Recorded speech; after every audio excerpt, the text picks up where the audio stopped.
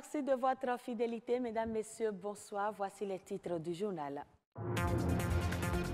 Bientôt la proclamation des résultats du baccalauréat 2018. Les travaux de correction et de secrétariat se déroulent sans incident. Le constat dans cette édition.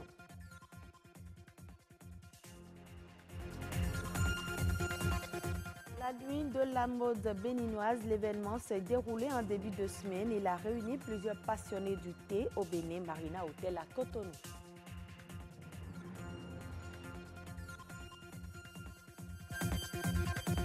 Festivités marquant la célébration de la fête nationale, les Béninois ont eu droit à un concert grand public.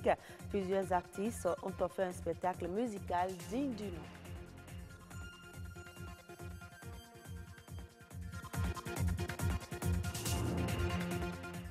Les travaux de correction et de secrétariat du baccalauréat session de juillet 2018 se poursuivent.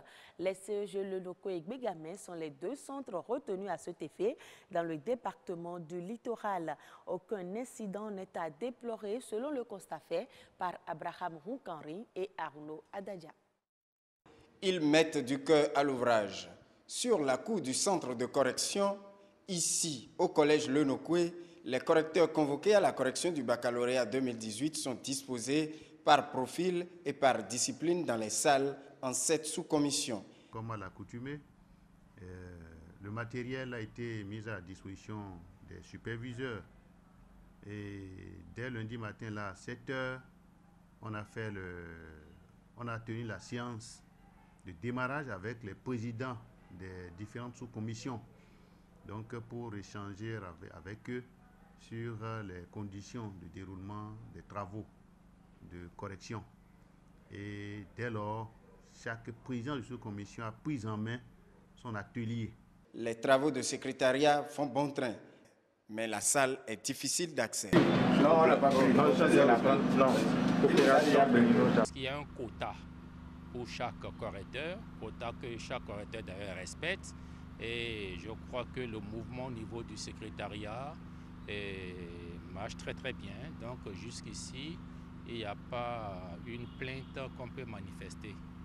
Et je pense que tout risque de tenir dans l'ordre. Pas de plainte, donc il n'y a pas de crainte. On témoigne bien au contraire d'une bonne organisation. Lorsque nous réceptionnons les copies de la part du secrétariat, le secrétaire qu'on nous a affecté, les correcteurs se mettent à l'œuvre. Et dès qu'ils ont quelques menus problèmes, ils se rapprochent de leur contrôleur. Le contrôleur saisit le président de sous-commission. Et si le président de sous-commission voit que cela dépasse un tout petit peu sa compétence, il touche directement le superviseur général. Et lui, il essaie de voir avec le collège des inspecteurs qui est à ses côtés. Et il essaie de décanter la situation. Au pire des cas, il appelle carrément le DOC. Également, la qualité étant indispensable, au sein de la sous-commission philosophie, par exemple, chaque problème a sa solution. Le directeur de l'office du bac n'envoie pas la correction qui veut. Est-ce que vous voyez? C'est souvent une sélection. Une sélection à son niveau, une sélection en collaboration des syndicats. Quant à la sous-commission de la philosophie, ce que je peux dire, les correcteurs sont à la taille de la tâche qui leur est impartie. Si bien que quand il y a quelques problèmes éventuels, on se consulte collégialement pour prendre la décision qui s'impose à la correction de cette copie. Si Le Nokwe a accepté d'ouvrir ses bras à notre équipe de reportage, à Gbégamé par contre, il est impossible d'entrer. Là, dans le décor arrière, dans l'enceinte du CEG Gbégamé, se décide le sort des candidats au bac 2018. Et comme vous le constatez avec moi, les portes restent hermétiquement fermées aux caméras et aux micros, mais pas aux bics. Ainsi donc, à l'intérieur, les bics rouges dévorent les copies et bientôt, ce seront les résultats. Sur un autre plan, la nuit de la mode béninoise, une première au Bénin. Plusieurs mannequins ont défilé sur scène dans la nuit de ce mardi. Ils ont mis en valeur les créations des stylistes du Bénin. L'événement a réuni au Bénin Marina Hotel les passionnés de la mode. Les précisions avec Eman Rodrigue Améga.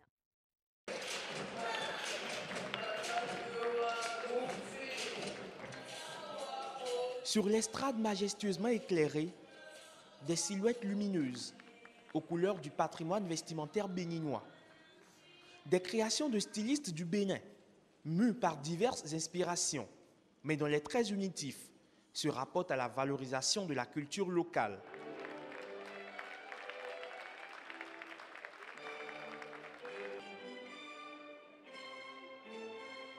« 24 créateurs de mode ont présenté leur collection à un public cosmopolite et connaisseur. Une société de consommation de plus en plus exigeante et pointilleuse sur la créativité. Lolo Andoche, J.B. Rouyovi, Didier Fabrice, Pépi Tadé et autres grands noms de la mode béninoise ont fait défiler plus d'une trentaine de mannequins. Paille tissée, soie, dentelle, chacun d'eux a sublimé sa muse sur une matière spécifique. De quoi faire frémir les prunelles, manifestement tombées sous le charme. C'était formidable, c'est un grand pas pour la mode béninoise et tout. Moi je suis burkinabé mais j'ai adoré.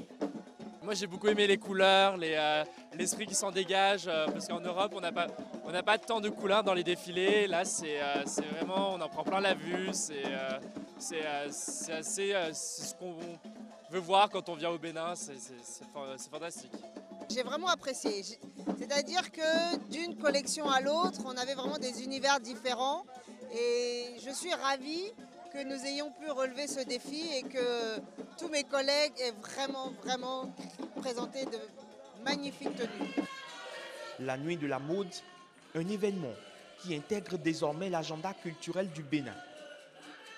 À travers cette première édition, c'est le Bénin culturel qui se révèle, une identité qui se revendique et surtout le triomphe d'un métissage construit aux frontières d'une tradition inépuisable et d'une modernité toujours à l'affût de nouvelles sensations.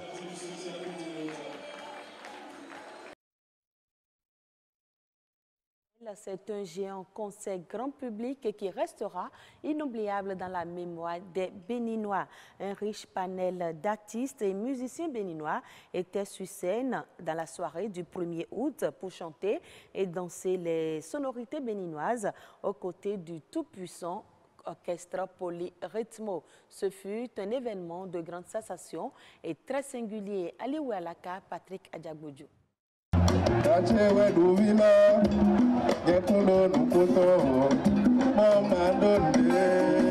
C'est un double événement de haute portée culturelle qui fera date dans la mémoire collective. 50 ans de vie de l'orchestre Polyrythmo et 58 ans d'indépendance. Le Bénin a révélé au monde entier sa richesse musicale.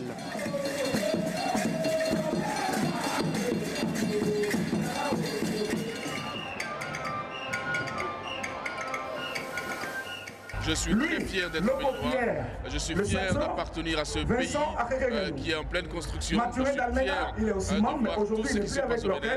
Et je suis fier de voir un Bénin debout.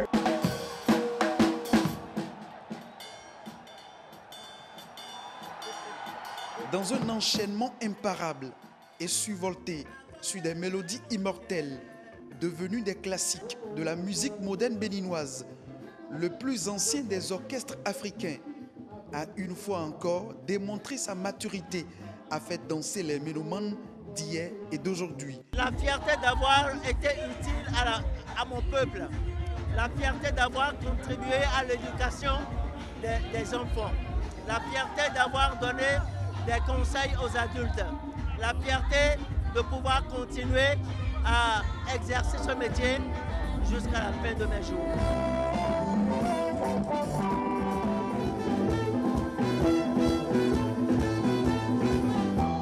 Les années se succèdent et le tout-puissant Polyrythmo, tel du bon vin, se bonifie.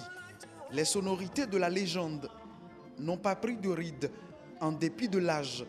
Le label Polyrythmo fait la fierté de tous les artistes et musiciens du Bénin.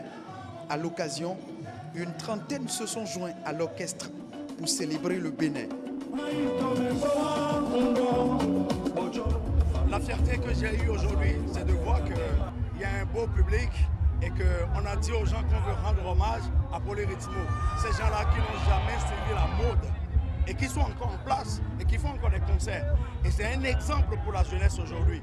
Et c'est très important Et vous voyez, le Polyrythmo est en train de jouer, vous voyez l'applaudimètre. Pourtant, ils ne font pas du Nadja, ils ne font pas un rythme qui vient de la Côte d'Ivoire. Ils sont restés eux-mêmes.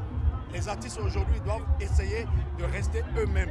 Jumeler justement ces 58 ans d'indépendance et les 50 ans de Polyrythmo, c'est quelque chose d'extraordinaire.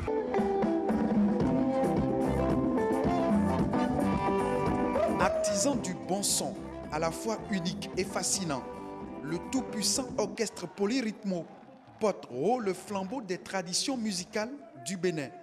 Une légende pour laquelle la polyrythmie n'est pas un vain mot, mais une fierté identitaire. Je suis un ministre fier d'avoir ces icônes dans mon pays, fier d'avoir tous ces artistes qui ont fait le tour du monde. Et j'ai dit, ensemble, nous allons montrer que le Bénin a du talent. Et je veux que tous les Béninois partagent ce sentiment de fierté. C'est quand même ce pays qui est un label de démocratie. C'est quand même ce pays qui a un potentiel énorme. Il faut être fier d'être Béninois. Ne soyez plus complexés. Le Bénin est un grand pays, il faut le savoir. La consommation mondiale de coton va atteindre un sommet sans précédent en 2018 et 2019. Elle devrait se chiffrer à 27,5 millions de tonnes, soit un niveau historique en hausse de 4% d'une année sur une autre. L'annonce a été faite par le Comité consultatif international du coton. Pendant ce temps, la récolte mondiale de la fibre blanche devrait chuter de 4% du fait notamment de la réduction des superficies cultivées dans certains pays producteurs majeurs comme l'Inde et les États-Unis. D'après l'organisation, la forte demande de coton sera un facteur de pression sur les stocks mondiaux qui devraient diminuer de 1,6 million de tonnes pour atteindre 17,7 millions de tonnes d'ici la fin de la saison 2018-2019. Et ce sera tout pour ce journal. Merci de nous avoir suivis. Très bonne suite des programmes de BB24.